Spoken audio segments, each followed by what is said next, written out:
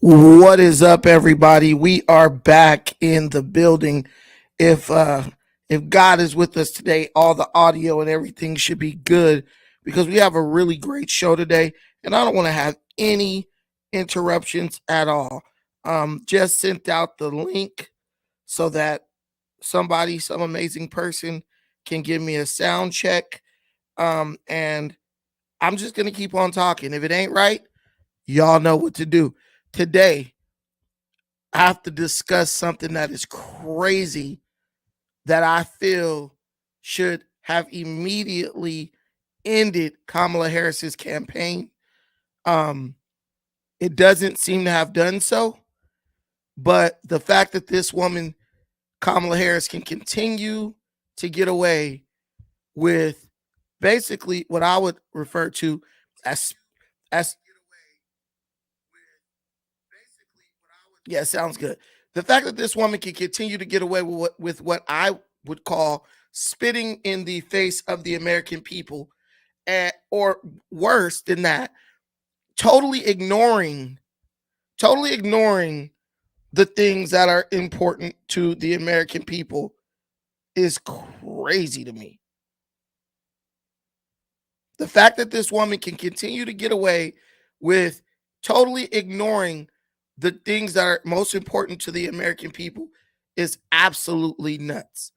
Um, I want to before we get started, I want to let you guys know something.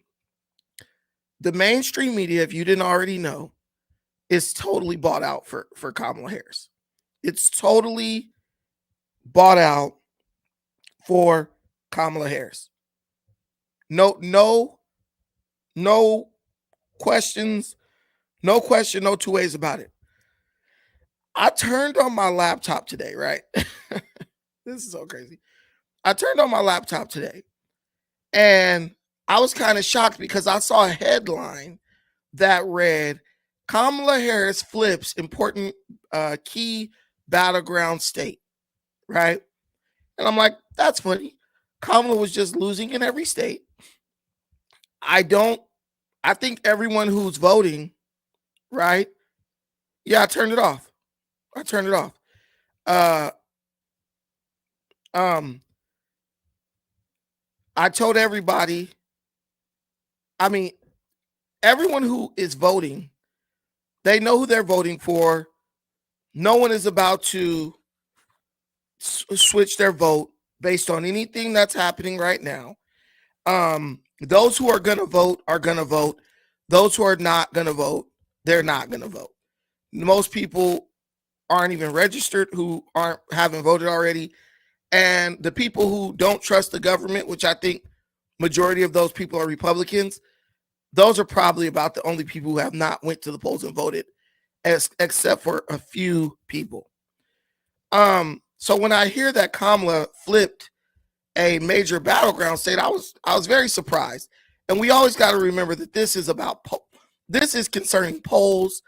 If we learned anything by last election, and the election before that, these polls are unreliable at best.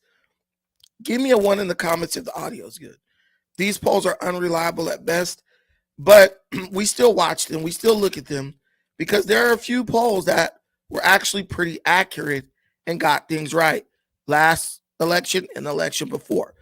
All the polls that got the election result right last year have Trump in the lead. Let's just get that out there. We are the independent media, and so we have to be independent and we have to tell you the truth. I am a Trump. Oh, it's cracking. Damn, we getting it cracking or what? That could be me. Let me just turn this down a little bit. That might just be my voice cracking. Oh yeah, you're right. Okay. Well, let me get to this and then I'll fix the audio situation. The audio situation. Um, because it could just be like it could be me, it could be you, it could be us. I don't know. It could be my OBS studio trying to battle my StreamYard for streaming platform superiority, it could be a lot of things. But we're gonna get to the bottom of it for you. But don't worry, trust me, I will get it fixed. I think we're good. Okay, all this is good.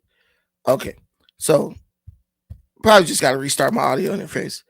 But so I'll speak a little lower because that might help with the crackling. But anyway, so imagine my surprise when I heard that Kamala Harris had flipped a key battleground state. I quickly clicked on the link or on the link. This was posted by Newsweek, right? We know what the mainstream media is on. This was posted by Newsweek, and they're basically glazing Kamala as our most mainstream media outlets. And so I don't even listen to the video. I go straight to the article. It says Vice President Kamala Harris is set to win Nevada, according to election analytics firm 338, Canada's most recent prediction model, after trailing behind former President Donald Trump for the last few weeks. Now listen to me. You're going to Canadian polls. These people are so desperate that they are literally now going to polls that are being conducted outside of the country to make you think Kamala Harris is competitive in this presidential race. Let that sink in. They are so desperate to make it seem like it's close. They are so desperate to make you feel like this woman is a viable candidate for president. They are willing to go to polls that are being conducted outside of the country just to make you feel like she has a chance to beat Donald Trump in this election. Now, do you see how corrupt our journalism in this country is? These people don't give a damn about the truth. These people don't give a damn about keeping you well informed with honest takes on the different current events and developments. These people will search high and low. They will reference any obscure poll, any oversampled, skewed poll, just to make you feel like this woman who they've been rooting for has a chance of winning. I remember last election, I was going for Trump big time. But when they started saying that we weren't going to get the results of the election on the same night, I knew that Trump was going to lose. Not only because I thought and knew rigging was taking place, but also because you could feel the momentum of the Trump supporters. You could feel it fading fast because people started to lose hope, I guess, I would imagine, in the integrity of our elections. In the same way, I can feel the momentum leaving the Kamala Harris campaign. She's not a good candidate. She's never been a good candidate, but the media machine has always propped her up through sensationalism. That's what's working in her favor. The mainstream media's constant sensationalizing of the election, not focusing. This woman received over 78% positive press. That's actually only second to Joe Biden, who received about 95% positive press. while Donald Trump only received 9% positive press. This campaign is done, right? The poll that's the most accurate, Trafalgar. There's another one that got it right last time. I forgot the name of it, but they've been talking about this a lot, even on CNN. You can look up the most accurate polls. Google which polls got the presidential election results right in the past 2 years. So you can't go with the poll. Shout out to my boy KP in the building. You can't just go with the polls last year because a lot of polls were glazing Biden and they had him winning from the very beginning. And so a lot of them just lucked up because they were like, oh, well, Biden's going to win. That was the message they wanted to spread to us. You got to go to the polls that had things right in 2016, right? In 2016, when everybody thought Hillary Clinton was going to beat, when they thought Hillary Clinton was going to beat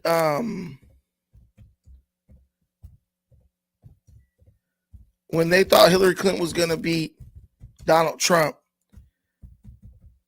those are the polls that are most reliable. Those were the polls where those were the polls that people believe to be the least biased towards one candidate or the other.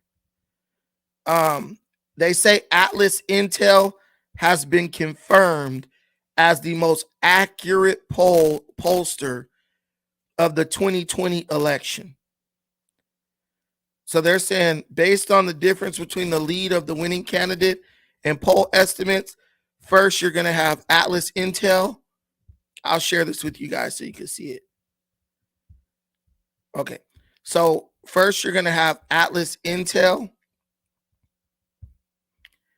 Then you're going to have Wick. This is the one I go by, Trafalgar, a lot. Insider Advantage, Harris Insight and Analytics. Rasmussen is another poll that I give a lot of credence to. Emerson, RMG Research, I've never heard of. Emerson poll is also one that's really good.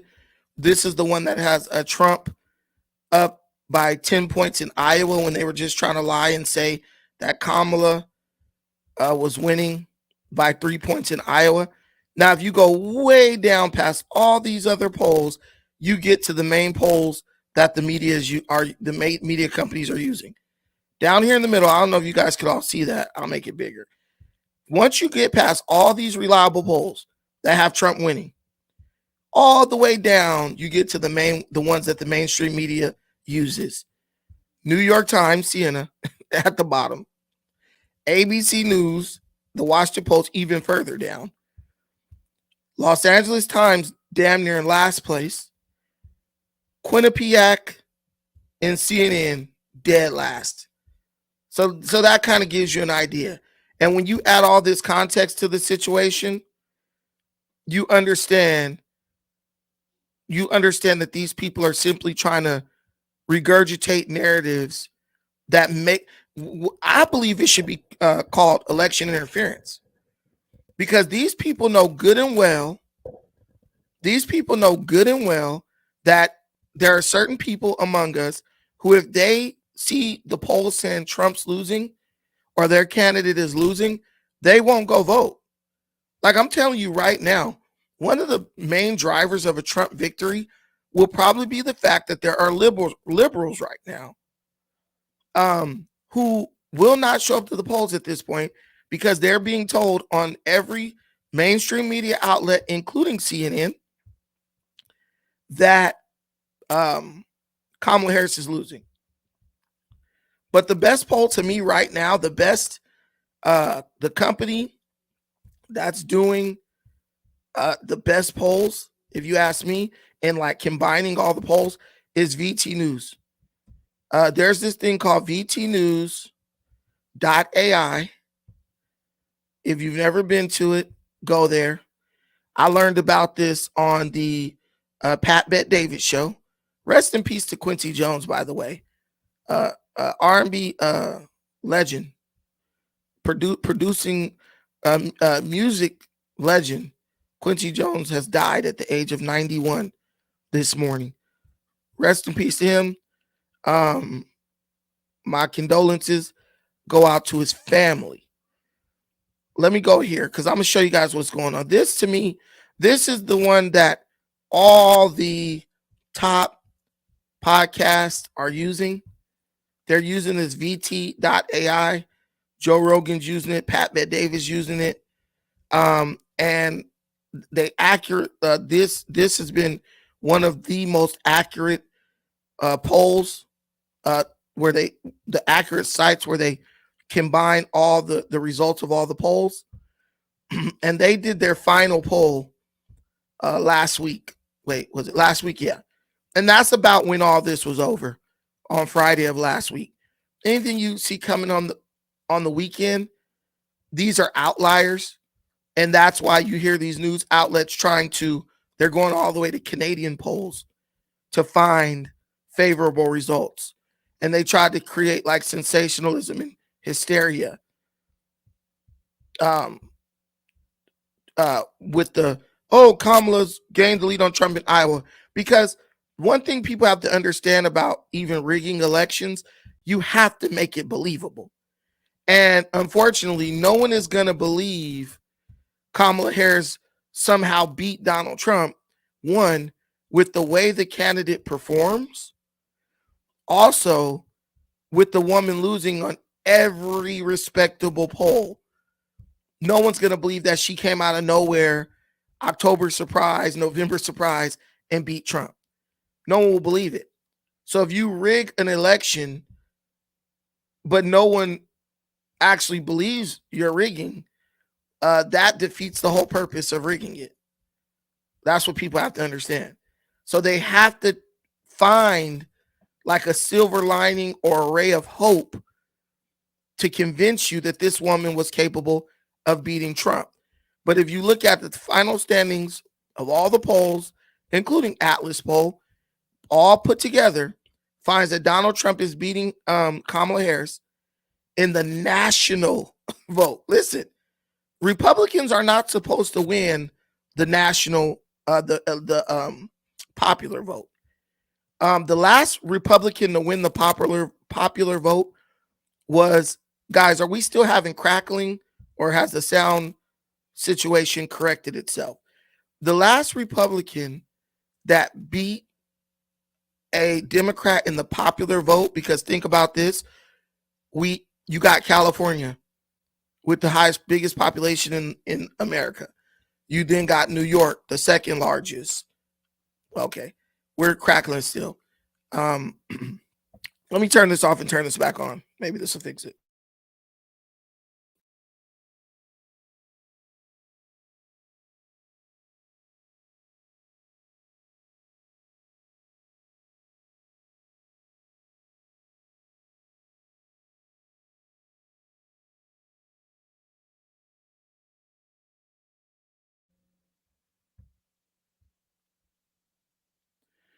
All right. I don't know if we still got the crackle. It might have. Some people said they can't. That there's no crackle. And some people say there is, which is fine. I know who to trust. I know who to trust and believe. Testing. Okay. Y'all can let me know now. I just restarted my audio interface, but y'all just let me know. But so there is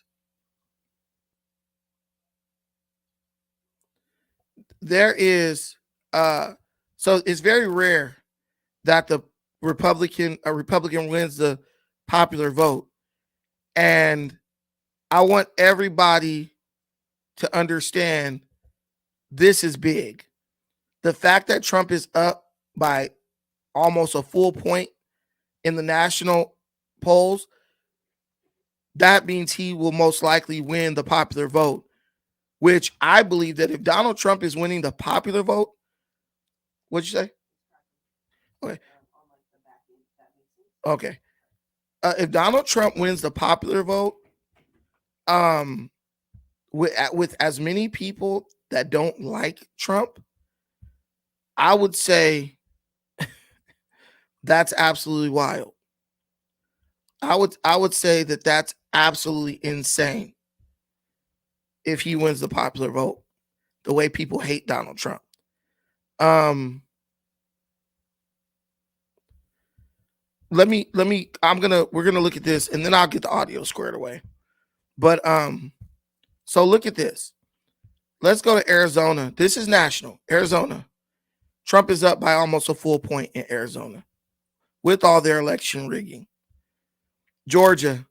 Trump is up almost 2 points in Georgia. Michigan.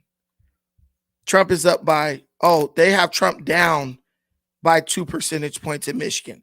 So that's something that changed because he was up by like 0.1 or something like that. Or maybe Harris was up. I'm not sure. Nevada, they're dead tied in Nevada. North Carolina, Trump is up by 3 percentage points. Pennsylvania, Trump is up by a full 1.2 points. And remember, this was the one they said is a must win for either candidate. And Wisconsin right now, this is where it all is, where the rubber meets the road. Wisconsin.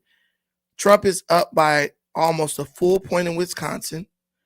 I believe Trump was down by like 17 last election against Biden. They tried to say Trump was down by 17 points. And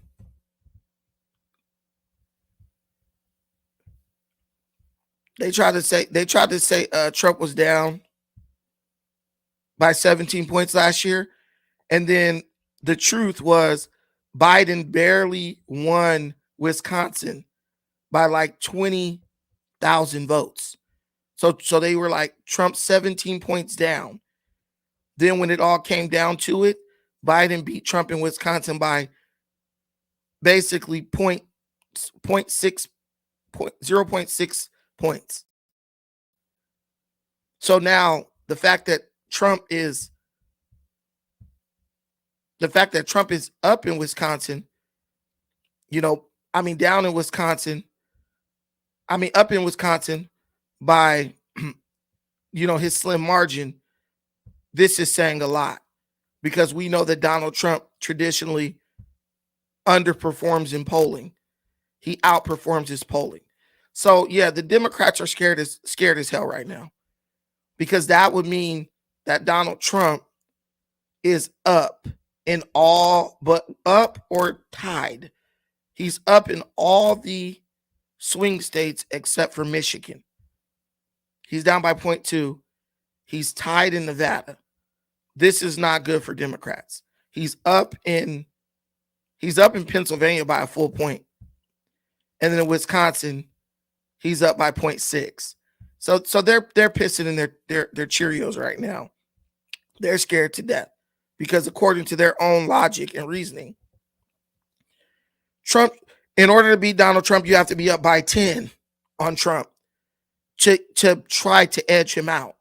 So if he's right there with you and leading you in the national polling, people are predicting this to be a landslide victory.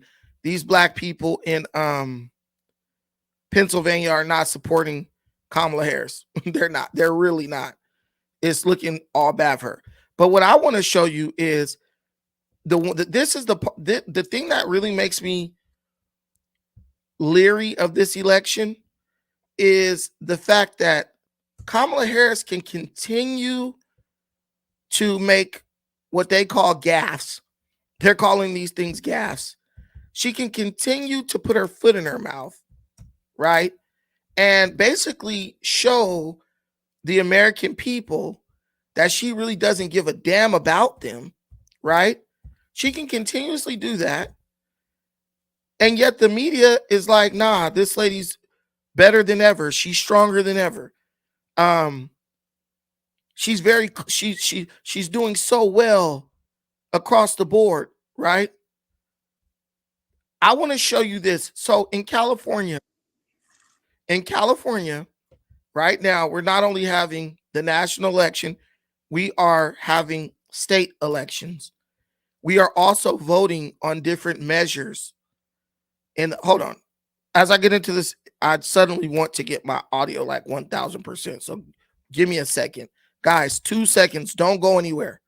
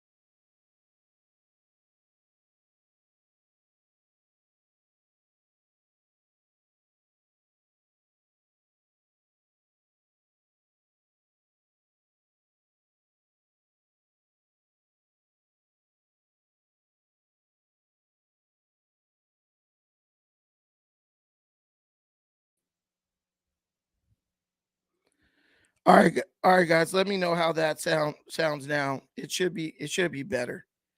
I don't hear anything on my side.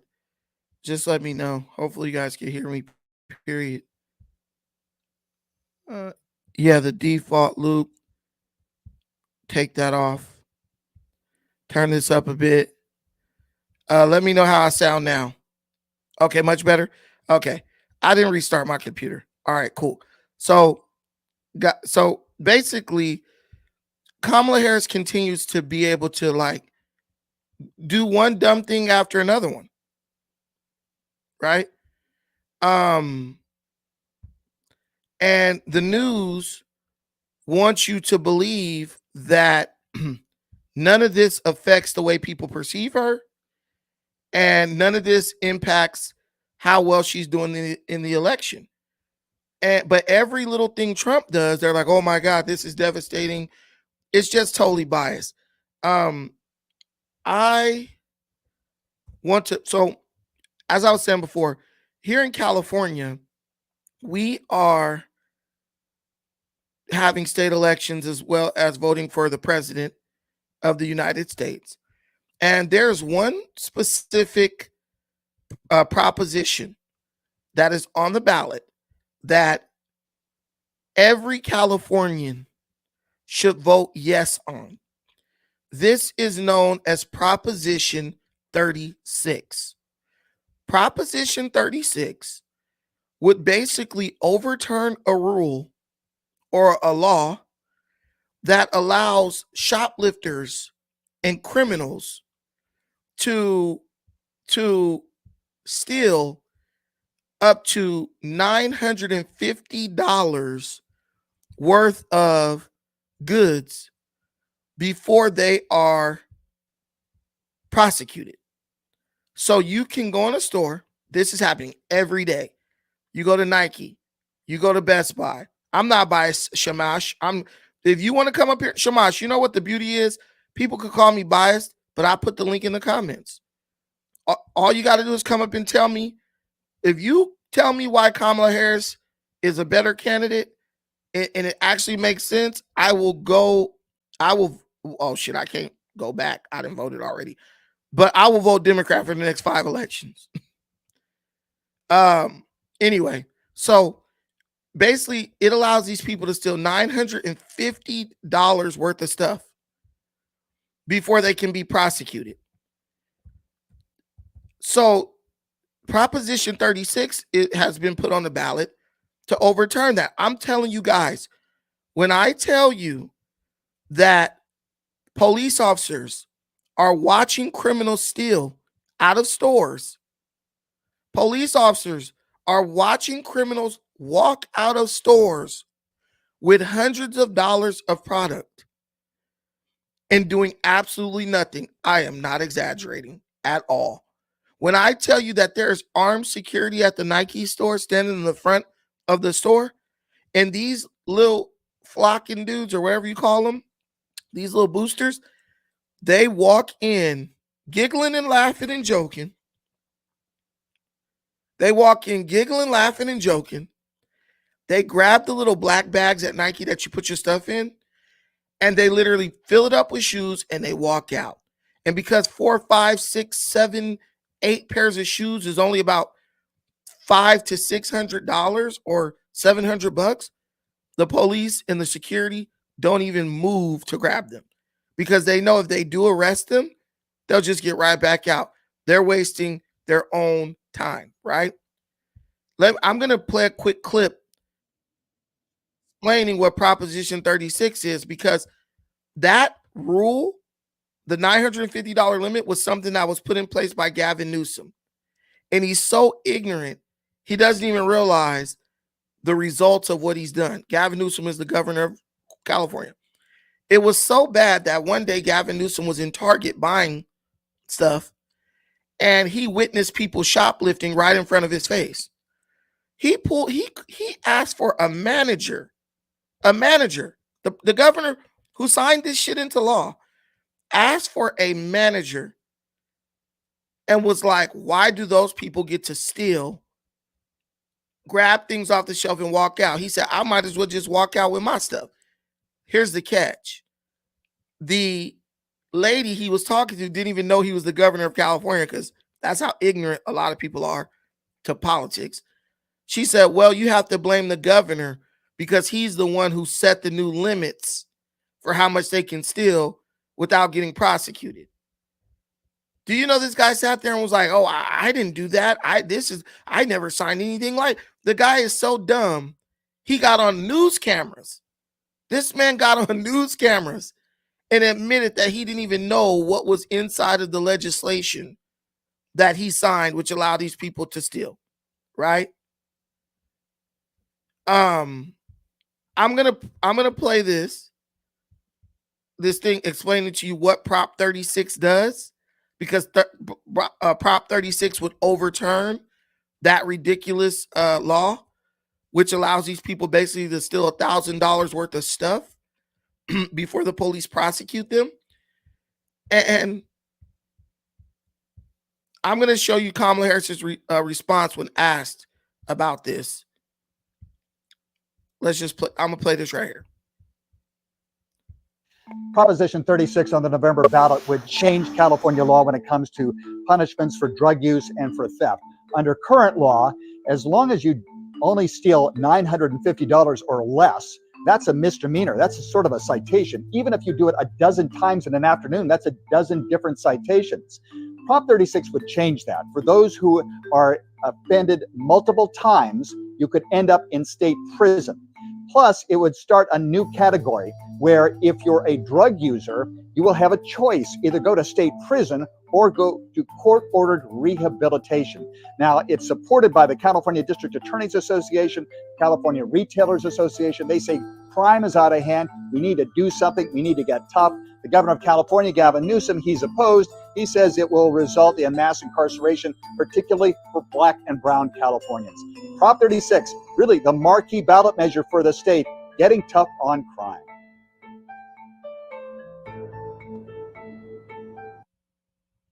So, as you can see, living in California is an absolute headache and a disaster, because even though Prop 36 stiffens the penalties for people shoplifting and stealing, basically drug addicts, it still doesn't punish them until they've done it several times, right? No. Screw the drug rehabilitation. Screw that. They need straight prison. The drug rehabilitation stuff don't work. We've already tried that for over a decade. It don't work. They go in these programs, and mind you, these programs cost millions upon millions of dollars. Can you imagine this, low value man? Imagine how many dope heads and crackheads are in California. Now imagine taxpayers having to pay for all these people to go to rehab. That's a lot of money. That's $1 billion or more. No. These people do the crimes. They get arrested. They go to rehab. They abandon the rehab, and then you're paying these fees over and over again for these same people. No, jail. I don't care if we have to build a minimum security prison for these people. They need to get locked up if they're stealing. I'm not saying one little thing they're stealing, but if you could see, I mean, you guys have seen the videos. You guys have seen the videos of these people stealing. These people are not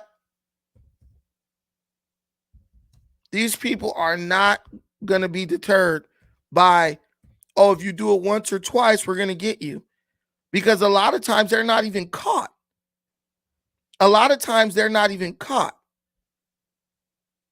Because there's so many of them. But listen to what they said about Gavin Newsom. Now, this guy was on the thing complaining. He was complaining about how people could come in and steal at a store, right? And they're being allowed to steal at a store, and no one's doing anything about it. But then when they put out Proposition 36 to correct the issue, or at least to begin to address the issue, he's against it. Why? Because he is benefiting from it. He's benefiting from it. Because it's the Hegelian dialectic. Cause a problem and then tell people to hire you to fix it. Tell people to pay you to fix it. That's what's going on here. Cause a problem, then tell people to pay you to fix that. No, do you think we're dumb? We're the idiots. We're the suckers. And auto. Who are the victims, because ultimately, regular people, we're the ones who foot the bill. Do you guys realize that when people steal from a store, that causes the prices to go up? So they steal, they get away with it, and then you, the sucker. I always tell people when I'm buying and I'm in the store buying something, I tell them, we're the suckers. We're the suckers. We're the people who get to make up for the losses that the company takes. Let me play this. And this is what Gavin Newsom tried to do, but it didn't change anything. He signs new laws signed to combat retail theft. Didn't do anything about retail theft. That's why people put up Prop 36. Because everything he does, it's just an effort in, kicking the can down the road and not actually dealing with the problem. Today, Governor Newsom signed new laws to fight retail theft and crime all across California. Conan Nolan explains how they'll work. They are familiar images to most Californians. Pictures of rampant and often violent retail theft, open drug use, surging fatalities as a result of the explosion in fentanyl poisoning. Today, Governor Gavin Newsom signing a package of 10 bills he says will help give law enforcement the tools to make a major dent in the crime rate. On retail theft, property theft, and auto theft. These bills will strengthen existing laws. They'll enhance other laws. This is the real deal. Grocers and the retailers understand that. Among other measures, the legislation would demand online marketplace sites to take steps to stop the fencing of stolen property, allow prosecutors to charge for offenses that took place in multiple counties, and would make permanent a Highway Patrol task force on retail theft. But the governor's hard sell, indeed the legislation itself, was clearly designed to rob support from Proposition 36 on the November ballot, which would go farther than today's legislation in tightening up drug and theft laws. Prop 36 would allow for the possibility of state prison for multiple drug and theft convictions, something which is not allowed under current law. Prop 36 takes us back to the 1980s, the war on drugs, mass incarceration. It promotes a promise that can't be delivered. But many of the governor's fellow Democrats disagree. Absent from the San Jose news conference, the mayor of that city, Matt Mahan, is one of several big city mayors, including San Francisco's London Breed and San Diego's Todd Gloria, who say Prop 36 is needed to provide consequences for criminal acts that currently do not exist. I talked to our police officers, small business owners, residents who are seeing the same people arrested over and over again, businesses victimized by the same low-level crime and vandalism. And there's a real frustration out there. A new poll from the Institute of Governmental Studies at UC Berkeley shows that 56% of Californians support Prop 36, with just 80 days before the election. Conan Nolan, NBC4 News. And a reminder that preparations are underway for the Democratic National Convention. Now, listen to what they said. He only signed those new laws to try to undermine Prop 36. And Prop 36 doesn't even guarantee that the person will go to prison. It literally just says there's the possibility for prison. Like a judge could send them to prison if they're caught multiple times shoplifting and stealing and all that stuff. You know that it's bad and out of hand when you have San Francisco Mayor London Breed. I'm talking about the most liberal of Democrats you can find, and the mayor of San Jose. These are the areas where there's the most psychotic liberals live. Even they are saying they support Prop 36. Even they are like the stealing and the smash and grabs are getting out of hand, right? Chaotic Truth, you asked for the link, I put in the comments. Even they are saying that the shoplifting is getting out of hand. Now, when you got bleeding heart liberals saying, look, I get it. You know, it's tragic what's going on with these people, but they can't just be running up in businesses and stuff. You know that the problem has gotten ridiculous. Somebody in the comments was saying that his homie said they leave Oakland to go to San Francisco to steal. They catch like the train or the bus to Oakland to they catch the bus from Oakland to go to San Francisco to steal stuff, get back on the bus and come back home. Well, you know, San Francisco is London Breed City. And if she doesn't do something about the smash and grab crime, they're going to vote her ass out. They're going to get her out. The problem is, and I want to let you guys know this, and I want you to pay attention before we talk about Kamala Harris. The problem is you have to have a balance of power. You have to have, I don't preach, let's get rid of all Democrats. You need Democrats and you need Republican. You even need third party, right? Because you need to have people who fundamentally disagree so that everybody can stay in the middle, right? If I say, let's do it this way, all the way to the right, and someone else says, hey, let's do it this way, all the way to the left, we can compromise by meeting in the middle. But if everybody in the room is saying, let's all do it to the left, and there's no one to go and say, let's do it all the way to the right, forcing you to have to compromise, guess what? 9 times out of 10, if you got a really bad idea, there's not going to be anyone there to call you back. Because if you look at the mayor of San Jose and San Francisco, they will push back against Gavin Newsom. But when it comes time for re-election, they need Gavin Newsom, the money he's able to fundraise, and the power of his endorsement to retain their seats. So they can only push back so much. But 56% of California agrees with this. Shamash says nobody cares about shoplifters and low level acts. You really think they want to pack prisons with shoplifters? Yes, because you go further than shoplifting. There are people being killed in these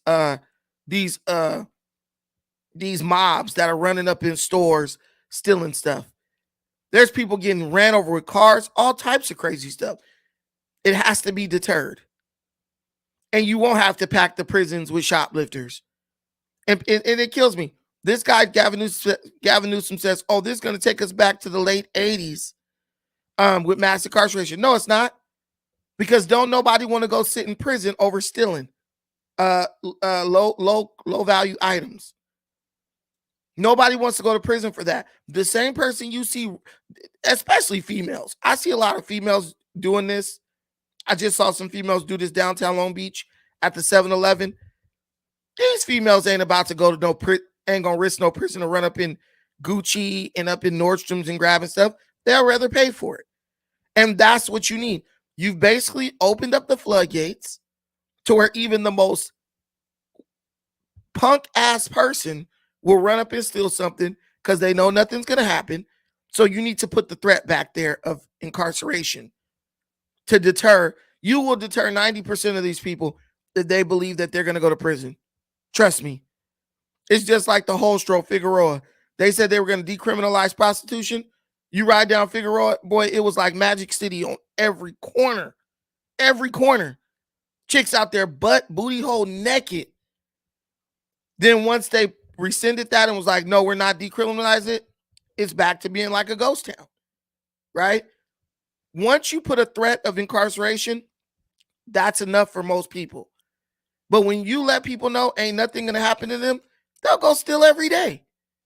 Because remember, they can, like the guy said, they can go steal all afternoon.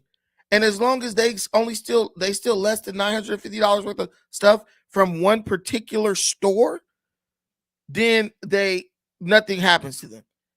And the criminals, Fig is still pretty cracking. It ain't how it was last year. It ain't how it was last year. It ain't how it was pre-COVID. But anyway, people. So if you steal 950 out of one Best Buy, they'll arrest you. They'll arrest you and prosecute you. It's still going to get dropped down to a misdemeanor, slap on the wrist, you're out of jail in 24 to 48 hours. If you even go to jail, they'll give you a ticket. But once people know, like, nah, I'm going to sit in jail, for a couple of months, they won't do it anymore. This is a deterrent. This is a deterrent.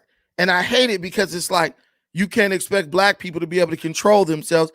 Even if you steal, let's say you do steal, there are levels to theft.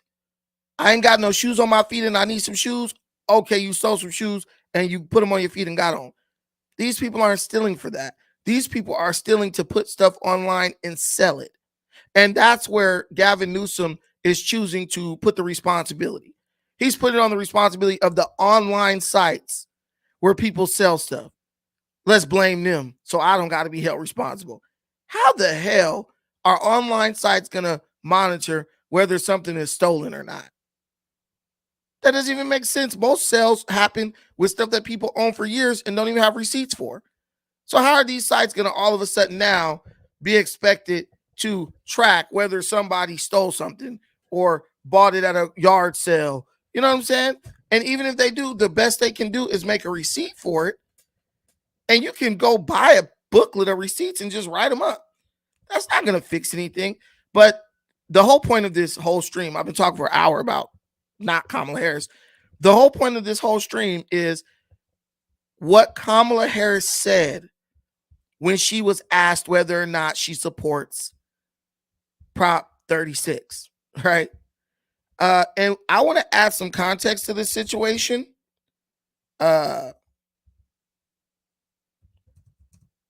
Because I want to go to a video where Kamala Harris gets on stage, right? And she talks about how, you know, I'm a former prosecutor, his DNA. One of the biggest allegations against you is that you targeted and locked up. I want to play this video where she talks about she's a former prosecutor. She loves saying that. That's one of her biggest talking points. Well, I'm a former prosecutor. I'm tough on crime.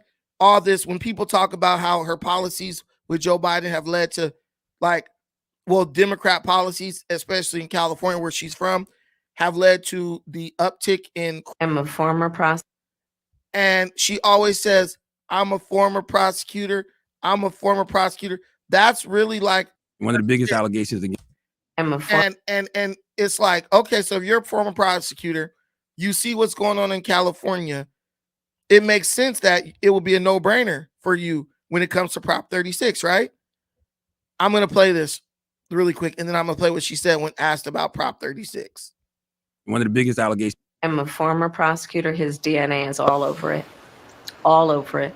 His running mate wrote forward to the book of the author of Project 2025. I believe Donald Trump's name appears at least 300 times in Project 2025, and it is a blueprint, a detailed blueprint that is about the danger and the detail of what Donald Trump and his allies plan if he is in the White House again.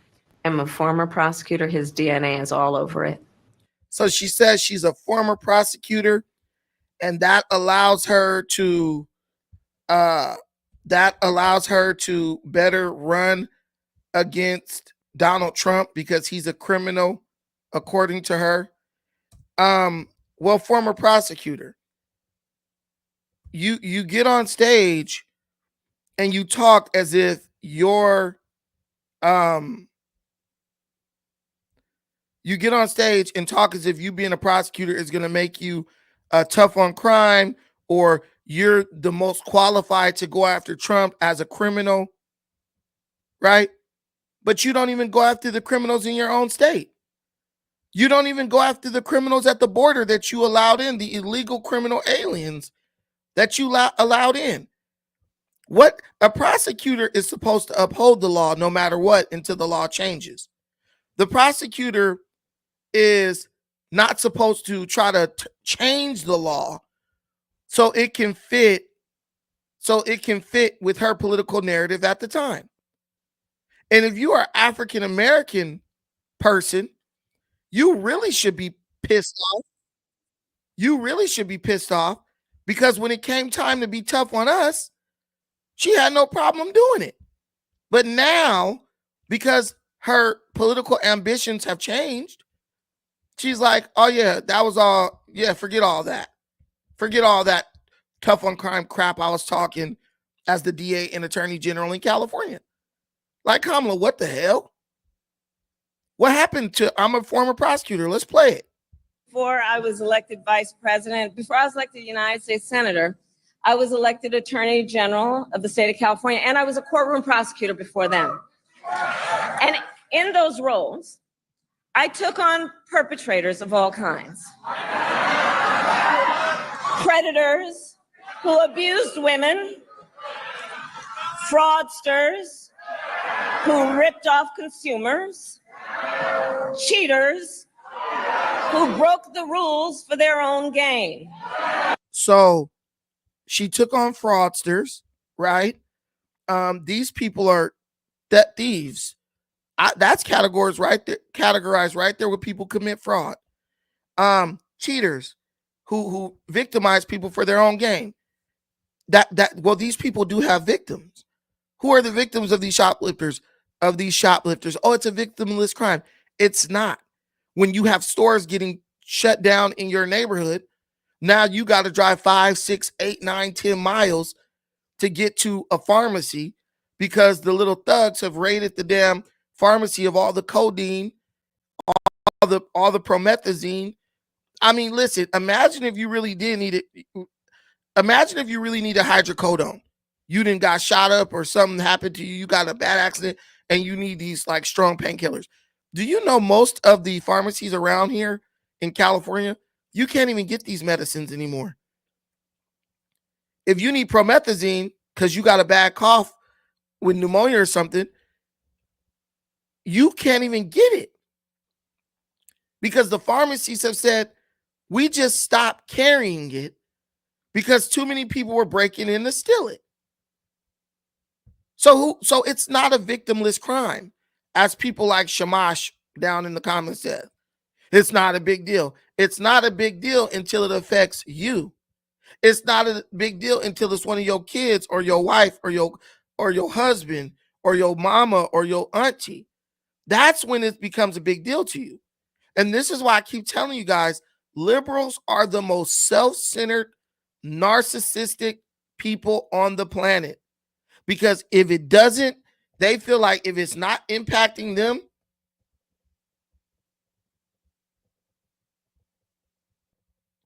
because they feel like if it's not impacting them right now in this moment, then it's not important. That's how they really feel. If it's not impacting them right now in this moment, it's unimportant. And it's like, so you're not thinking about the people who are going through these things that you don't even know. Nah, but then pretend to care about a damn thief. They care more about thieves and criminals and degenerates than they care about law-abiding citizens. And that's when you know somebody's elevator ain't going all the way up to the top. So she said, I prosecuted these gangs. I prosecuted criminals, fraudsters, all this stuff. Now, that's exactly what Prop 36 would do, right? That's what Prop 36 would do. It would prosecute criminals. People who go in and steal thousands and thousands of dollars worth of merchandise out of these retail stores, which then causes the prices to go higher for the law-abiding citizens, hitting people with cars, trying to get away when they stealing, trampling people, they fighting up in there. You saw those people who ran that car through the front of that store.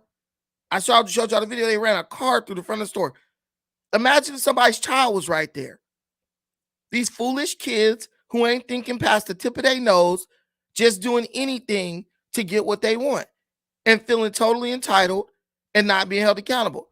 Okay, Miss Prosecutor, this is what you ran on. I'm a former prosecutor. This is what you ran on.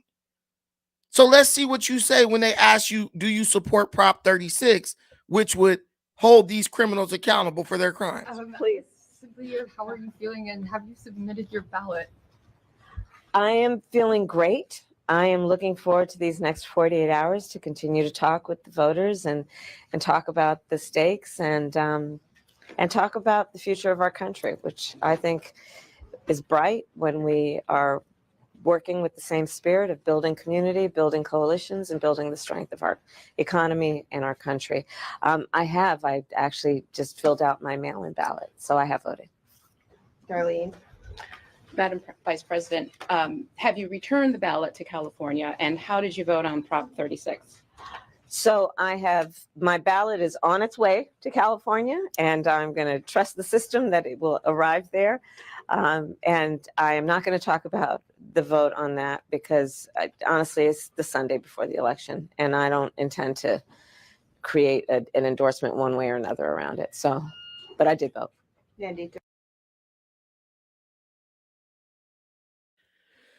So she doesn't want to talk about the Prop 36. And I am not going to talk about. So my ballot is on its way to California, and I'm going to trust the system that it will arrive there. And I am not going to talk about the vote on that because, and I am not going to talk about the vote on that.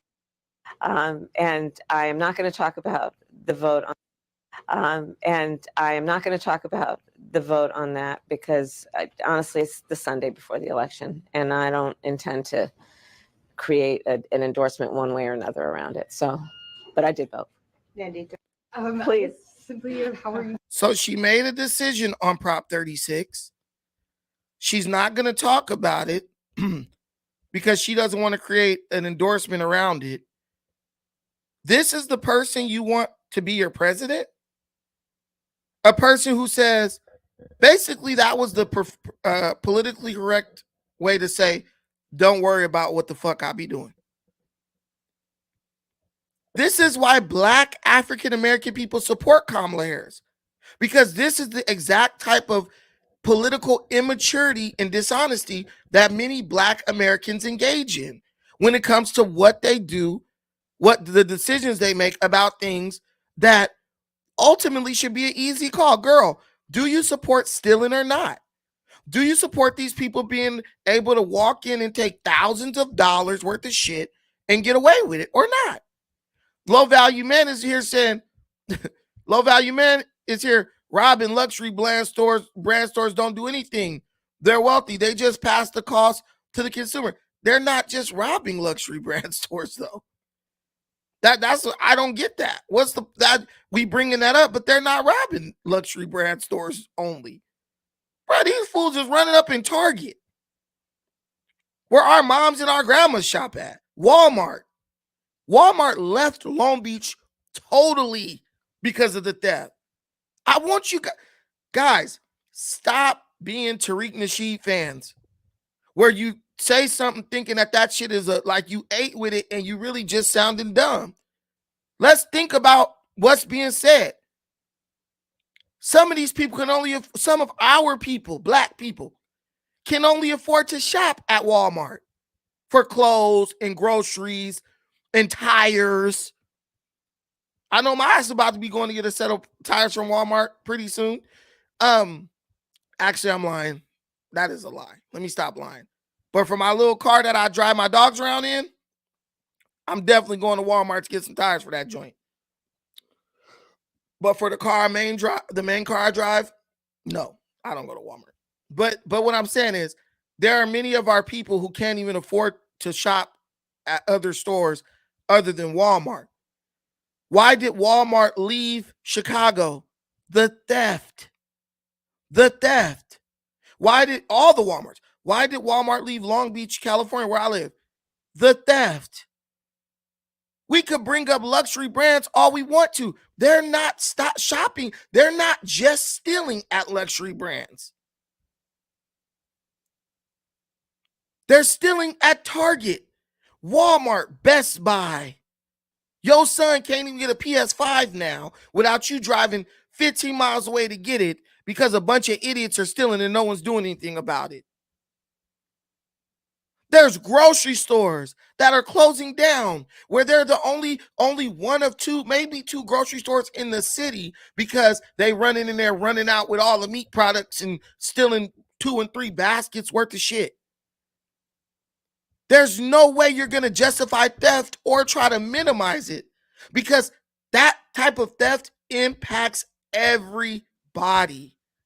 Now, if you stealing out of the House of Asians in Alhambra, that ain't really affecting nothing with our community like that. Oh, all the stay laced. All the dollar stores are gone. They shut down 99-cent only. They didn't shut down Dollar Tree. You want me to tell you what they did, the code game? Dollar Tree was like, we shutting down all stores in California. They didn't shut down all stores in California. They just only shut down the stores where the niggas live at. But it's because we have this mindset like, oh, it don't matter. It don't matter because if they still, bro, yes, it does. You don't even got stores in your neighborhood, in your community, because you refuse to accept or acknowledge this is crime. This needs to be dealt with. This needs to be stopped. So you willing to lose services and the things that are there for you. Then you know what's funny? This is the even worse part we don't think about. When you lose the stores, you lose the jobs. When I was even arguing, when I was talking to this dumbass, I want to call her bitch so bad. This dumbass girl at this Nike outlet downtown Long Beach talking about, it don't matter if they steal, because if they steal in this store, get shut down, they'll just transfer me somewhere else. I'm majoring in criminal justice. You majoring in being a goddamn fool. You don't know if Nike is going to just transfer you to another store. because they got to transfer everybody from this store. And it's going to go with seniority who gets transferred where. No, there's still Dollar Tree in Compton and Watts, but there's not as many as there was before. I promise you that. They're still there. They'll be gone soon. They'll be gone soon because Negroes are still going. And let me tell you the cool part. They don't even stock barely nothing. Go in there. Everything Negroes steal, they take off of their shelves. We're just not going to have this because they stealing it all. But they're removing this stuff. And KP, you know them no good niggas from Compton and Watts, they get on that train and come down to Long Beach to steal. They ain't going to steal in their own city. They're going to steal in Long Beach so they can hop on the train and get on. But Walmart closed down in Long Beach, totally. People was walking out with big screen TVs. And when the security guard and the cops would try to stop them, the no good white people who live downtown recording them, get off him, why are you doing? He's stealing.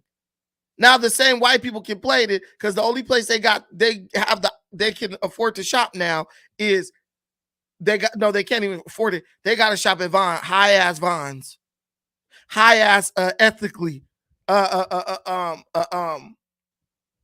of those low carbon footprint stores, sustainably sourced, where you go get a pound of cashew nuts and it's $40 a pound.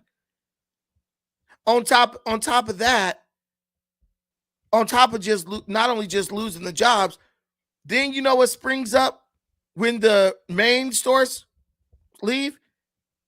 The Mexican stores, the Asian stores, because you ain't gonna steal from them. They'll bust your shit wide open. So where Albertsons used to be and closed down because these Negroes were stealing too much, now El Super, the Mexican store is there. You ain't gonna run up in there stealing because the whole staff gonna beat your motherfucking ass. Black people think we win it and just sounding dumb as hell. Low value man, I'm not targeting you. I just read what you said. I'm not aiming what I'm saying at you. I know your asses. You having your own conversation in the comments. But this is what I'm telling you. We're not winning. We're not eating. We're losing. We're losing, and we're thrilled to death about it. What's so funny? That's what makes you proud? You over here, your family members done died over a little piece of dirt that none of y'all own. Oh, cuz I'm from this place. And you can't even go to the store. You can't even go to the store in your community. Let's keep it a buck. When you come to Long Beach, I love taking people around Long Beach, show you this is nice, that's nice, whatever. We go to LA, this is cool. Let's go over here. Let's go get some. Bruh, you can't even take these people to the place where you grew up. Like I grew up here because it's nothing there. It's like a wasteland. And y'all proud of that. Yeah, because I'm from Detroit looking like shit. Yeah, I'm from Chicago. You sound like a damn fool. And people like Kamala Harris purposely create that environment to make the situation unlivable so they can make billions of dollars from the federal government so that the federal government can send them money to fix problems that they created. Understand something. A state is going to get more money to combat crime than they're going to get just for infrastructure. A state is going to get way more money off of there being a desperate situation in that state than they're going to get off of just petitioning the federal government for dollars for improvement of the infrastructure and the resources in that state. California doesn't mind creating a criminal environment of criminality, because then they could go to the federal government and say, well, we need $7 billion, not $7 billion, but we need, like $2 billion from the federal government to help us deal with this, to fight crime or for mass incarceration or all this stuff. That's what they want. If it generates money from the federal government, they are okay with allowing it to happen. But this woman is supposed to be the prosecutor, right? This woman is supposed to be the prosecutor who who is gonna prosecute Trump because she's been tough on crime. Braveheart facts. Tomorrow's a big day. Tomorrow's a big day, man. And they're doing everything in their power to make you believe that Kamala Harris has a chance of winning. Only way she can win is if it's rigged. I'm telling you right now. I don't know if y'all watching this, if y'all paying attention. Notice how much rigging, attempted rigging has been caught. And people keep, and you know, these media outlets keep saying, well, Trump's trying to say that they're rigging the election so that if he loses, he can, you know, say that that's why he lost. No. I love the fact that Trump is calling out the election rigging and the fraud, because unless you call it out and unless you damn near accuse everybody of doing it, they have no reason to not do it. They're literally like, I love the fact that Trump and everybody else is calling out this rigging, because as long as you're calling it out, they know we watching their ass. As long as you call it out, they know we are watching their asses. Because the minute you let your guard down and stop calling them out, they're going to go back to trying to cheat. You see what's happening in Bucks County. You see what's happening in Arizona. You see what's happening in Virginia. You see what's happening in Michigan. Oh, all this is just coincidence, huh? This ain't no damn coincidence. This is how they subtly cheat. This is how they subtly cheat. A few hundredths of a point here. A couple of people's election machines not being calibrated properly. This is how they cheat. And am I going to say the cheating is giving them landslide victories? No, because when you cheat, you don't win in a landslide. Biden beat Trump in some areas by only 10,000 votes. He won Atlanta on 12,000 votes. 12,000. That's it. That's a perfect margin for cheating. Oh, it's only 12,000 votes, but I still won by 1/100%. A win is a win, whether you win by an inch or a mile, right? Ain't that what they said? Whether you win by an inch or a mile on Fast and the Furious. They don't care, as long as at the end of the day, they are victorious. They don't care about cheating and rigging. And what I will tell you is, how come none of the rigging happens in the favor of the Republican? Y'all keep saying, oh, it's two wings of the same bird. It's two wings of the same bird. Okay, well then why don't the Democrats, since they the two wings of the same bird, why don't they just let the Republicans win sometimes then? All right, y'all take it this time, we take it this time. Nah, hell nah. Bull crap. This woman ain't no tough on no crime. This woman is a criminal.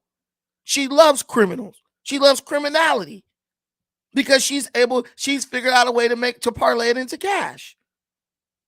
And right now, her biggest criminal enterprise is that border, because she's paid off by drug cartels, and they pay her to let them do human trafficking, traffic fentanyl, drugs, and guns across that border. They pay her and Biden. And why did he put her in charge of the border?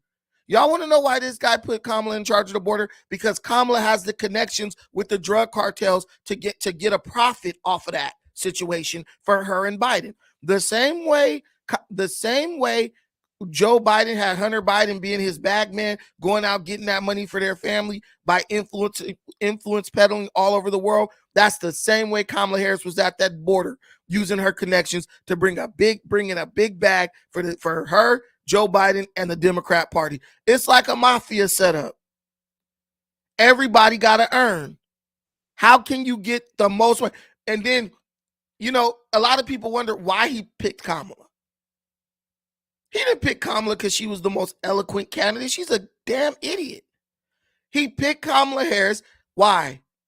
Why did he pick Kamala Harris? He picked Kamala Harris because she was the person who had the backing of the drug cartels, the people who traffic people.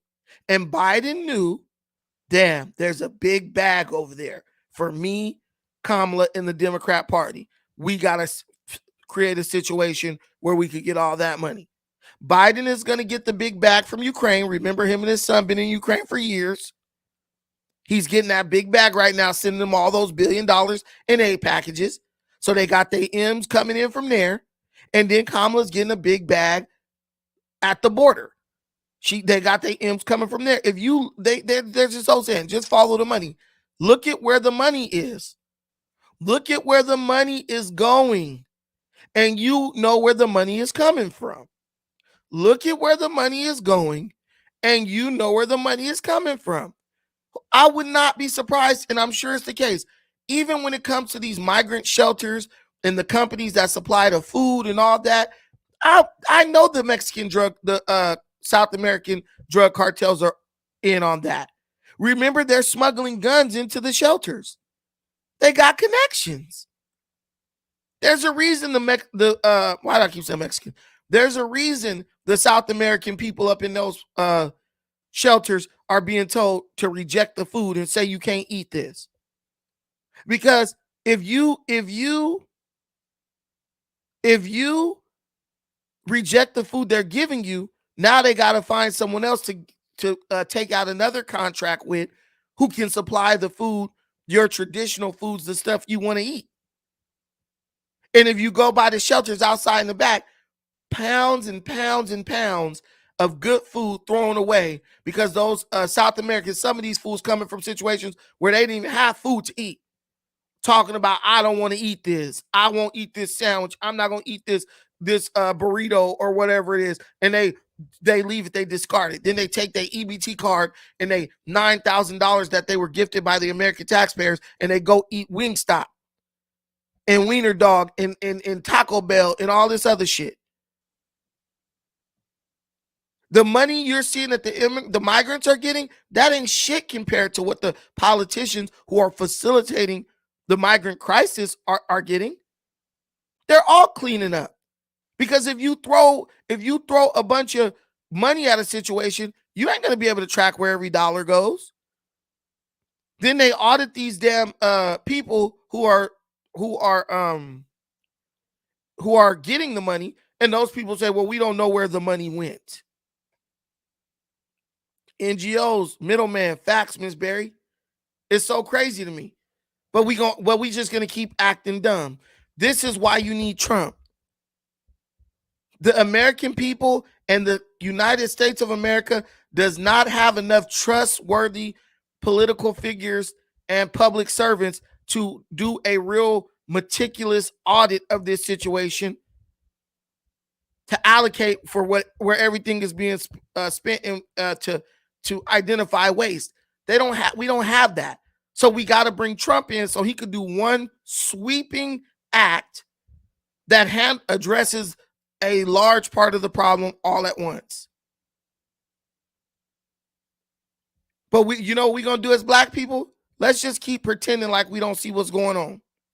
Let's keep just pretending like, oh, that don't affect us. That don't involve us. Keep going. Keep going with it. You got fools, I ain't voting. It don't matter. It does matter. But if you scared, nigga, just say that. If you don't want to be wrong, that's one thing with black people. We so afraid of being wrong. But be wrong about everything else. We don't want nobody to be able to say, you thought this was going to happen. It didn't happen. Look, I know what I wanted to happen. And I know if what I wanted to happen would have happened, it would have benefited me. And so I gave it every chance. I voted to give it every possibility of happening. And if it didn't happen, it is what it is. You think if Kamala Harris win that election tomorrow, I'm going to stop living? No. But I'm going to know that I did everything I could to prevent what's inevitably coming. And you get to sit there and pat yourself on the back and say, yeah, I didn't vote for neither one of them. You know how many Jewish people who didn't vote in the German elections got incinerated in gas chamber in ovens? I bet there was somebody in there saying, nigga, man, that's why I didn't vote, man. I didn't vote for none of them. Bet you when they was lighting that pilot light, his ass was like, man, I wish I would have voted for the other side. But that's black people for you. Ain't got shit, don't want shit, most of us, and thrilled to death and joking about not doing shit. That's funny. That's hilarious. Please, please, please. That's why you're looking stupid now. That's why you're looking dumb now. And the people who made you look the dumbest, guess what they're doing? I gotta do the retarded laugh. That's how black people look. Like damn Quasimodo laughing and joking like they didn't figure something out or they didn't won.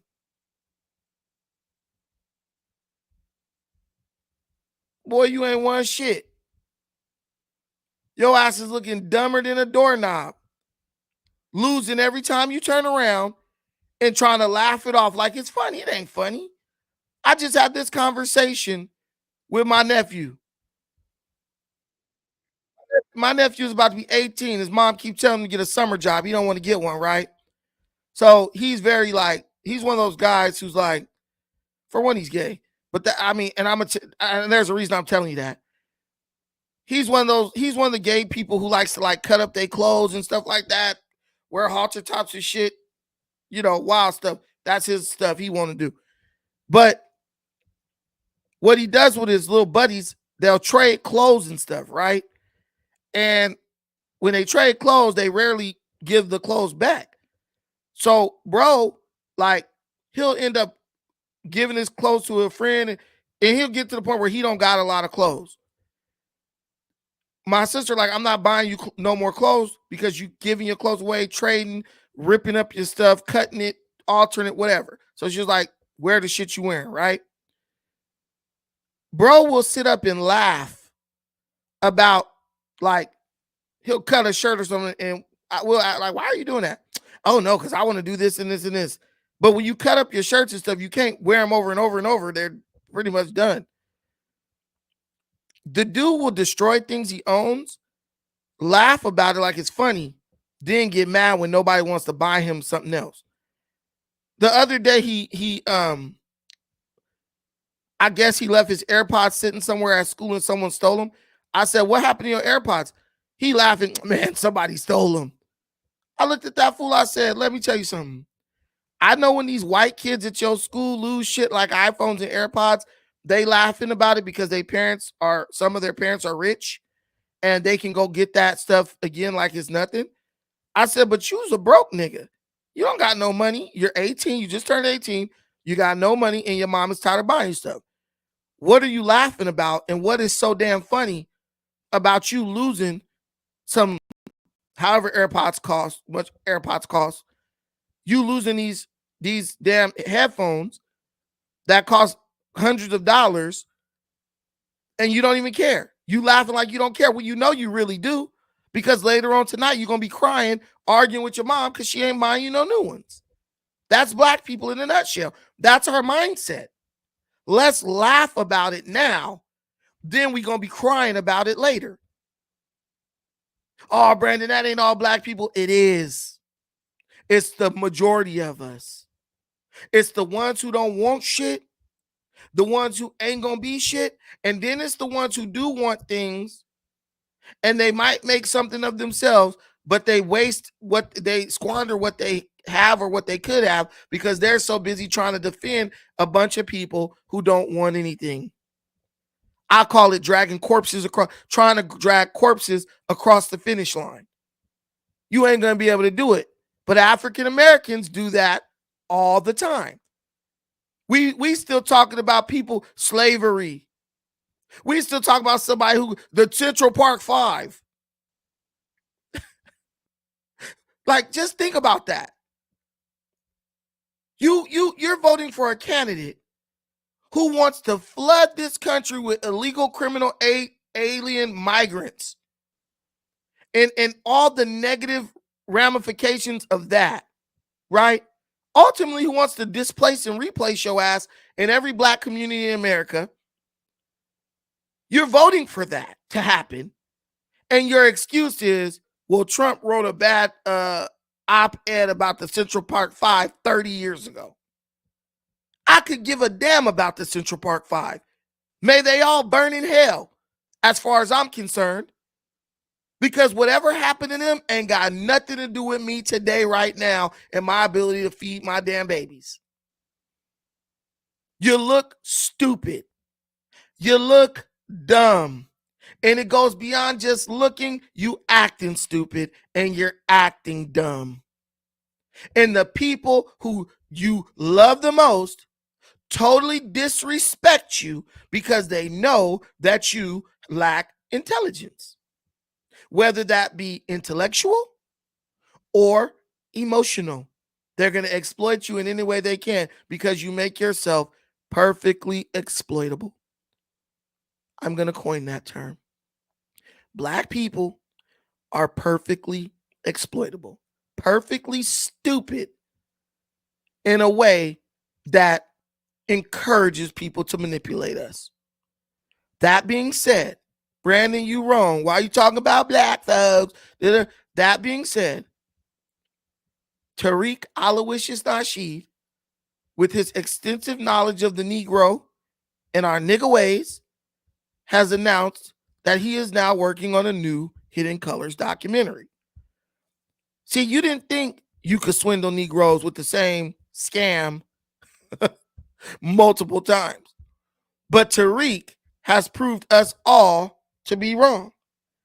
Because as if the old Hidden Colors weren't pseudo enough, he now, after getting your ass for damn near $4 million allegedly for a fake museum, has now pivoted back to his bread and butter of releasing fake pseudo-historical documentaries to sell to you not only before they are produced, but even after.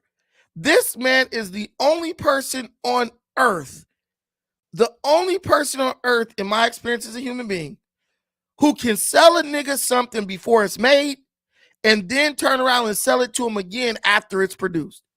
Tariq he crowdfunds from you Negroes to make the fake pseudo bullshit, right? Probably cost him about $1,000, $1,500 to $1,000, because you got to get some old niggas on there to speak on these fake interviews. He get about 300,000 from y'all dummies, allegedly. And this is going just based off of his fundraising on these different sites. He get about 300,000 from y'all, pay about 1,500 to 2,000 to get some Negroes like Rizza Islam to come sit in a chair in front of a camera and lie. He pays the white Jewish producer documentary boys to put everything together, right? And the guy makes off with like $299,999, like the lowest overhead ever, because you guys pay all of it. And then he turns around and sells it to you for like $30 a pop. So you pay for it to get produced. This is like, imagine Harvey Weinstein, the perv. He's a movie producer, right? Imagine him having to pay to go see a movie he produced. Imagine that. They have a premiere with a list of all the people who contributed to the movie so they could go see the movie in its final form for free, right? Imagine them charging those people. Y'all done gave us millions to produce the movie. Now we're going to charge y'all $15.99 to go watch it. Nah, he ain't even spending $30K. Come on, man. Bro raised $500K in crowdfunding, spends $30K to produce it, then sells the DVD again. Right, on DVD too. He's selling, he only releases it on DVD and then sells you a DVD player in the Amazon package where you can find Hidden Colors. Tariq is gonna release the next Hidden Colors on DVD, and he gonna make it come in a box set with a DVD player, because don't nobody use no damn DVD player no more. Broding went back to the DVDs on these dummies, and they're really celebrating it. Man, I think you should do the next shit that comes about that. Because it's kind of I'm having a dilemma about what the next documentary is going to be. It's three things: a Buck Breaking 2, would be huge. The sequel to Buck Breaking. That's one. The documentary about Dr. Welsing. That would be fly. But family, you know what would even be flyer than that? A new damn Hidden Colors film. Because now we're starting to see that people are rewriting our damn history with the John Leguizamo nonsense, where the Latino. Now, man, this guy, hey, listen, man. I'm applauding Tariq right now. He finessed you Negroes better than anybody I've seen at this moment. This man then went full circle from Hidden Colors to reparations, back to Hidden Colors. You know it'd be real fly? Another Hidden Colors, because they rewrite. Tariq, you made up a whole history, FBA and all that.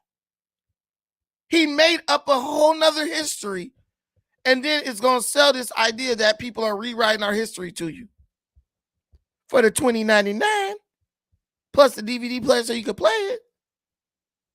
He going to say this is exclusive content. It's going to come in a one-of-its-kind DVD box set with a DVD player. No remote. You got to get up and press the bitch. If I was Tariq, I would sell, remember those little portable DVD players? The little ones? I would sell it with that. So I could just imagine these Negroes sitting up with the little portable DVD player with the DVD of Hidden Colors, just sit there watching like a damn idiot. It's beautiful for me. I get to talk about it and make money off of it because I'm definitely going to roast this fool about it.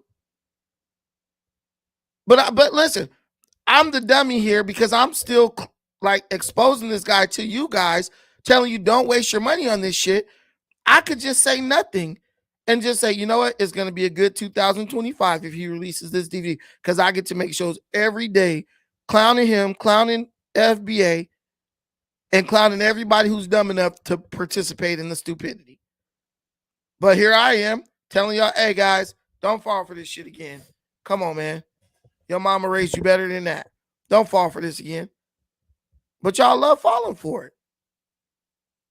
Tariq has figured out what the Democrat Party knew about black people for a long time. Niggas don't care about being right. Niggas just care about being accepted. And not even by a collective, by individuals.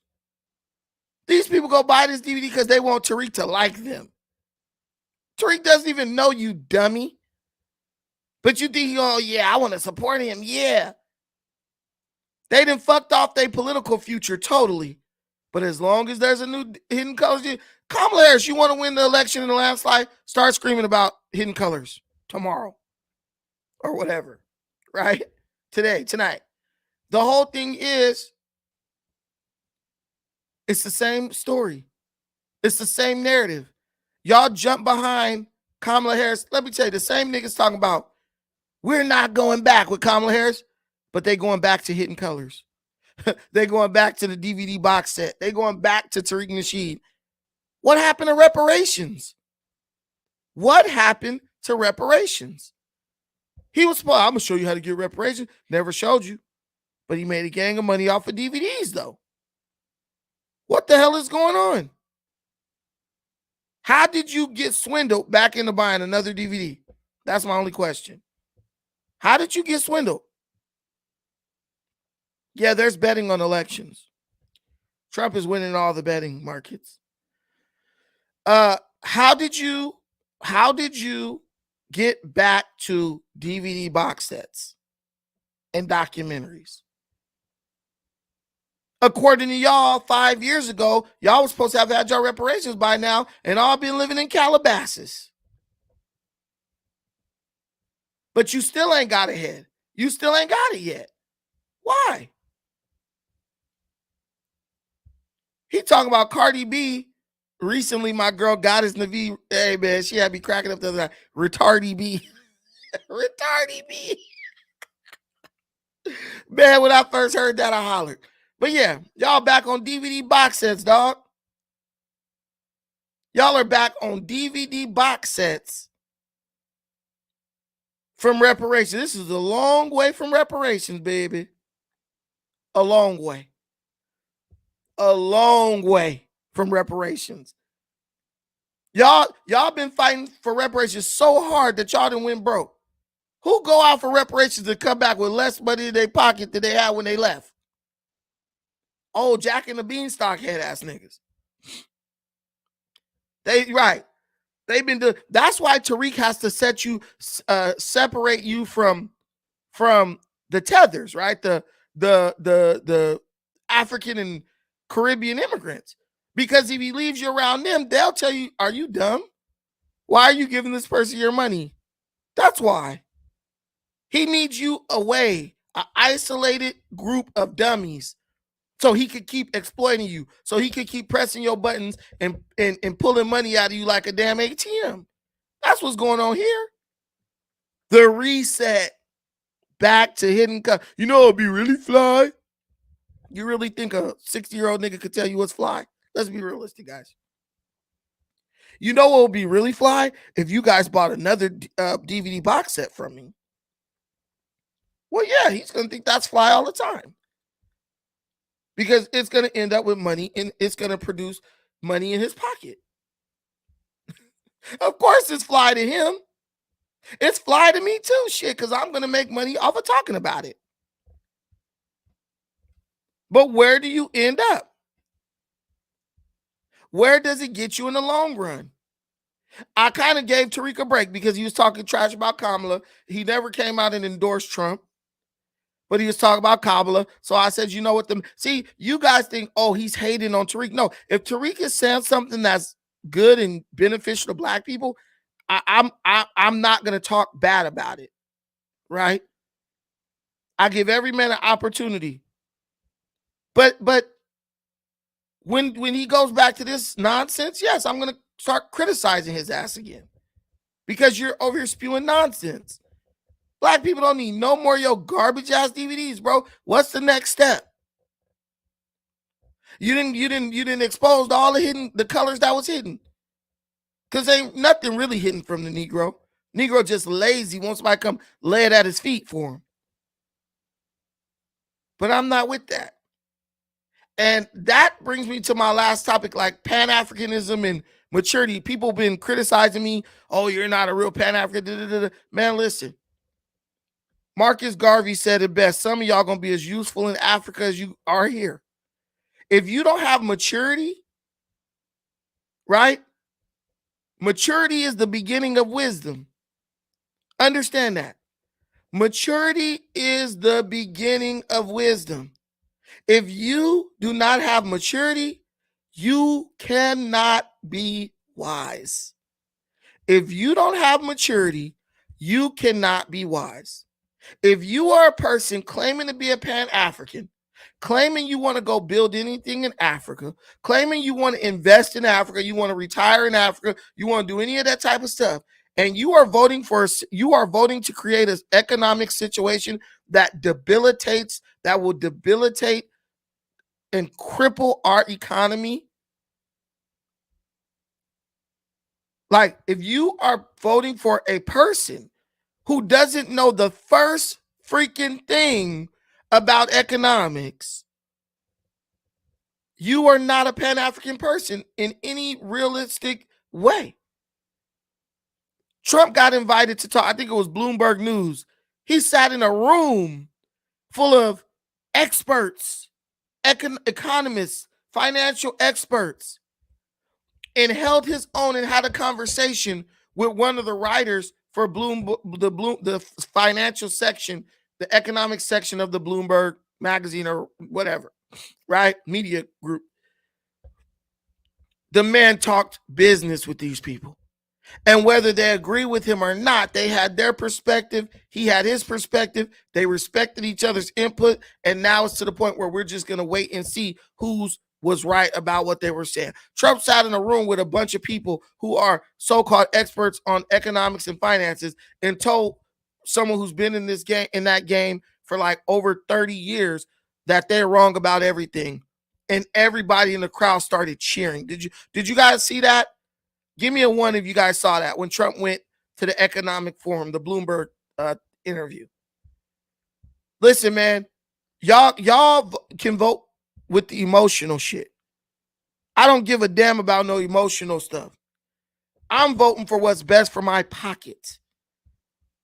And if you were smart, you would do the same. If you were smart, you would do the same. Better yet, you don't even have to be smart to be mature. If you were mature, you would do the same. But we know a lot of our people don't have maturity. A lot of our people, even those within the framework of pan-Africanism, lack maturity. They do not have the ability to put their emotions to the side, right? In favor of their continued economic prosperity. Y'all,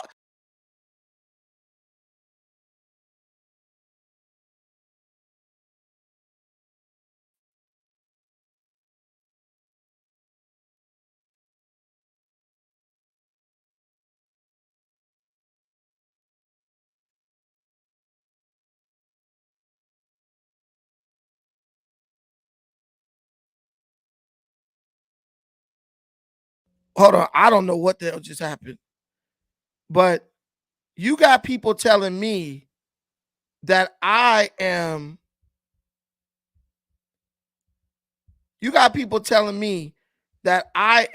dumb. Oh, you're stupid. Why are you supporting Trump? He's a racist. He's a bigot. You know, the usual bull crap.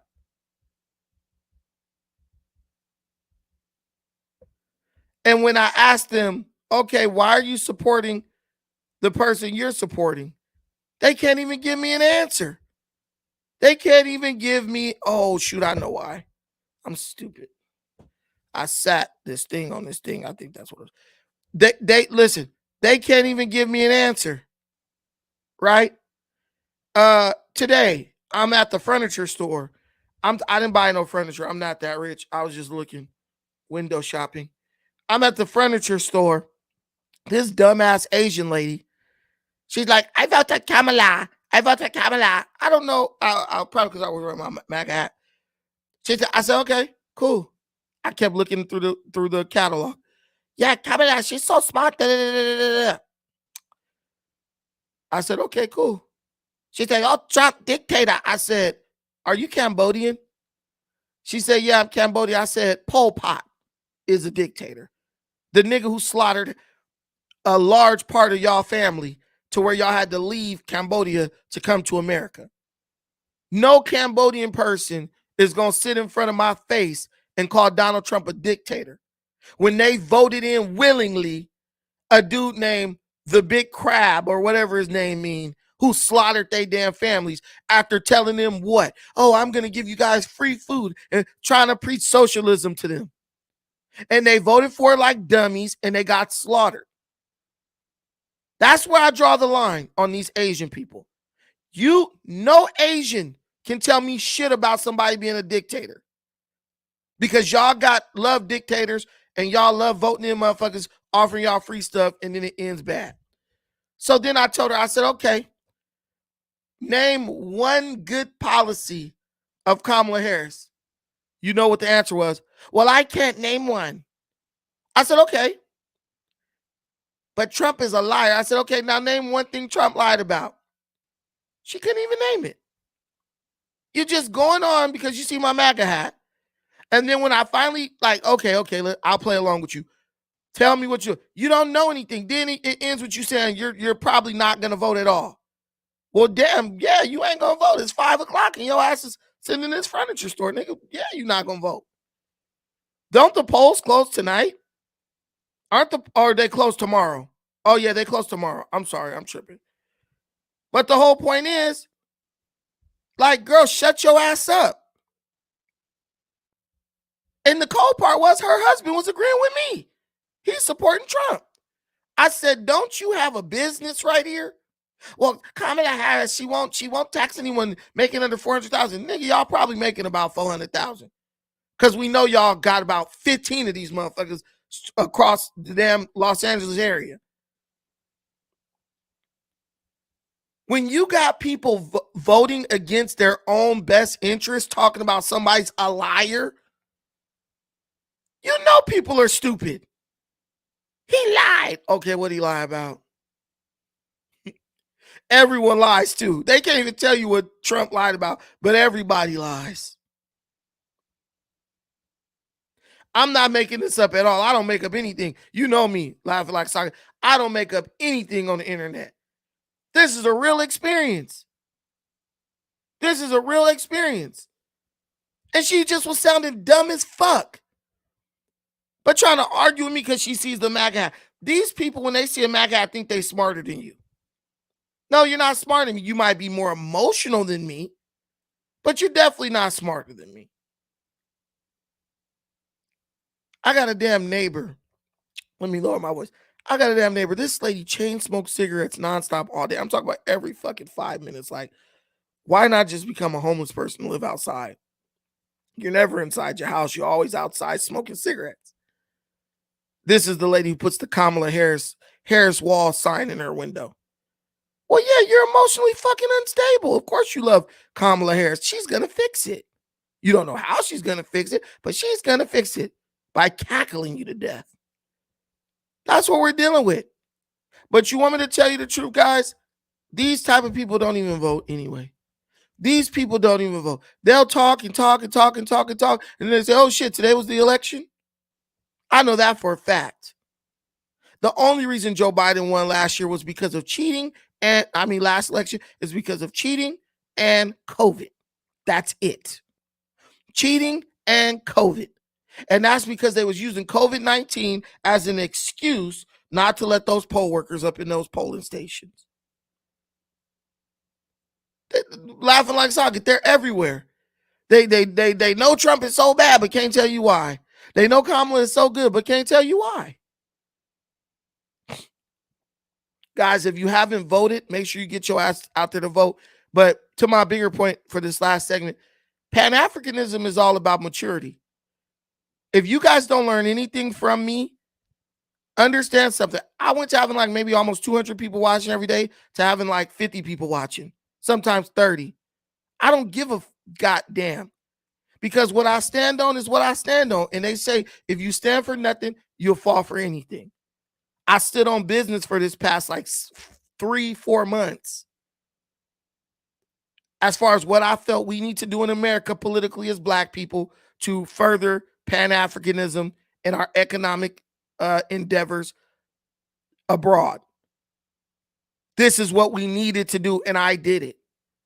You didn't do it, you're going to get the results of that. I did it, and I'm going to get the results of that. And then once I'm done with this, I could take me a little long break. But if you didn't learn a single thing from this channel in 3 months, you learned how to stand on business. You learned how to be above the influence.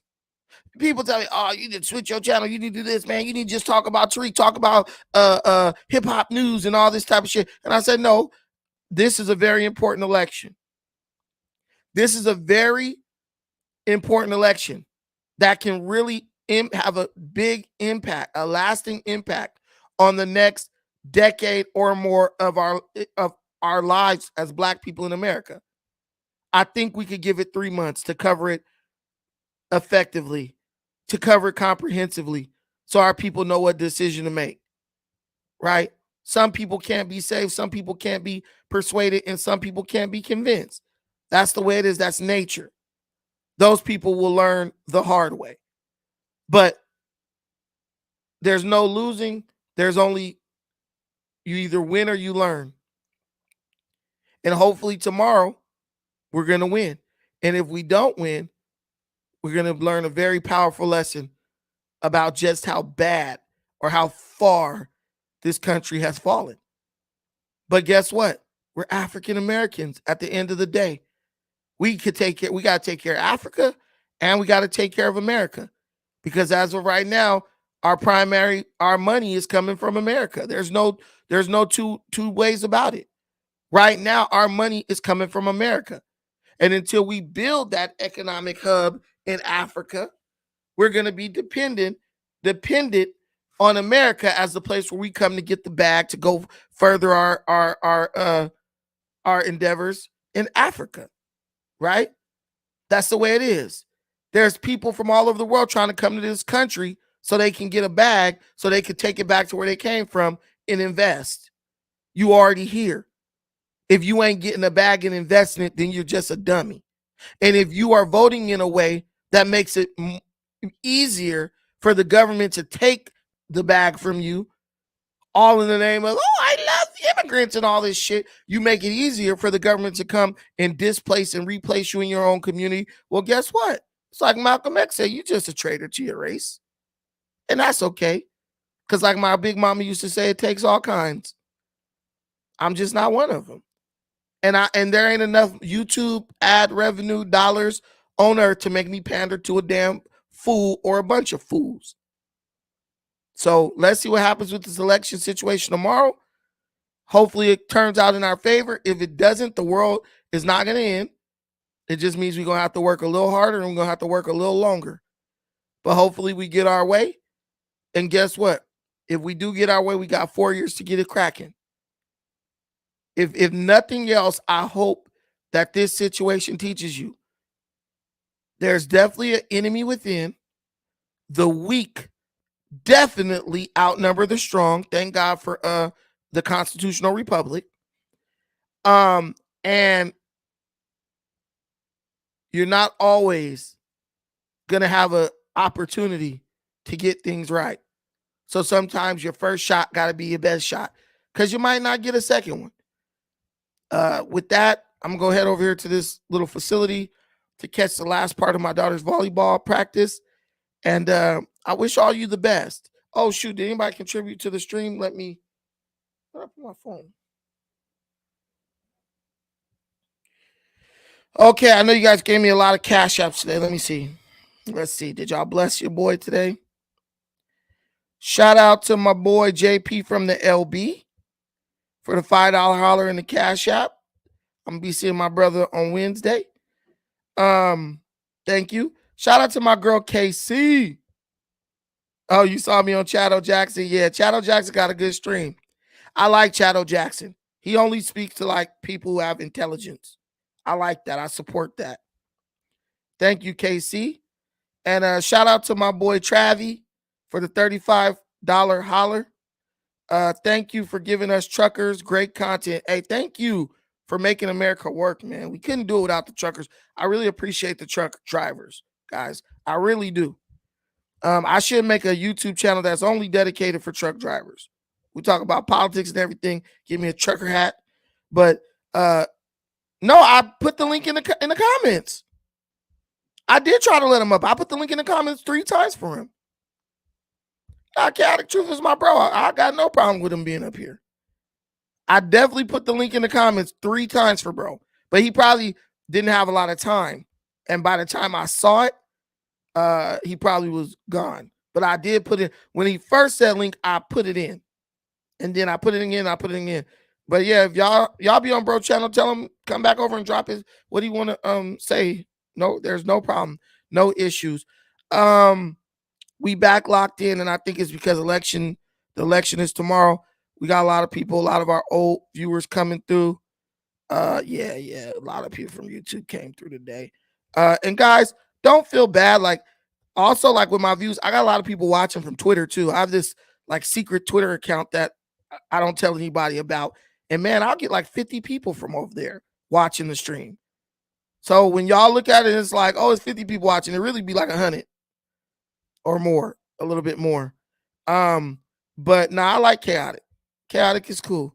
He says it in a y'all say, oh, it's his delivery, right? But yeah. Hey, all good. KP, you at work right now? You know you have to come to Africa with me pretty soon, bro. Get you married up over there. I ain't gonna let you marry one of these Black American women. I gotta get my bro to Africa so you can get him a good one. Lock it down.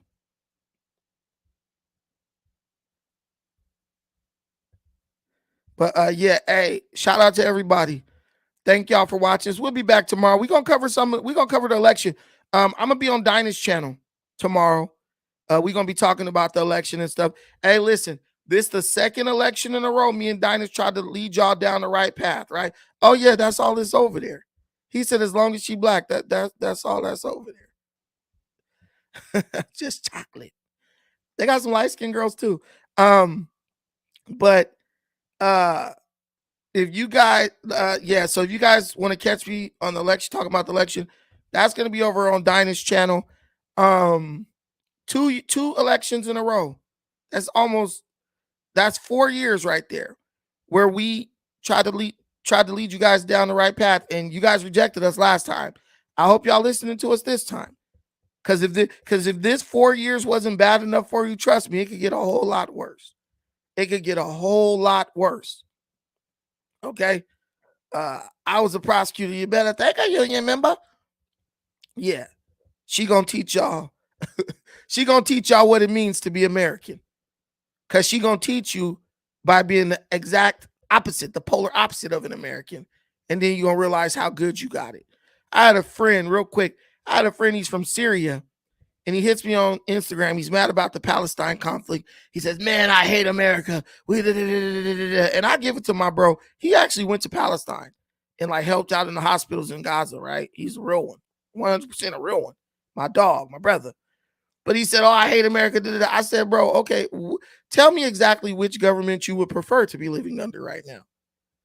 We can talk shit about America all day, but we got a good situation here. And it would be in our best interest to keep it. Because a lot of y'all ain't never even been out the country, so you don't really know how bad shit can really get. Whether it be economically or, concerning like militaristically or whatever. It could be worse. Believe that.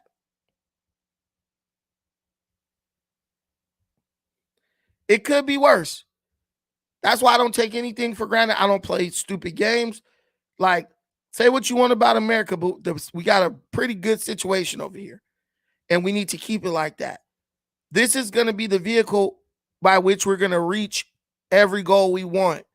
Whether that's to live here, whether that's to live abroad, it's going to start here. That's why everybody trying to get here so they could get started. We're here already. We have the luck of the draw because we don't got to cross the ocean to be up in this motherfucker. Let's take advantage of it. Let's take advantage of that.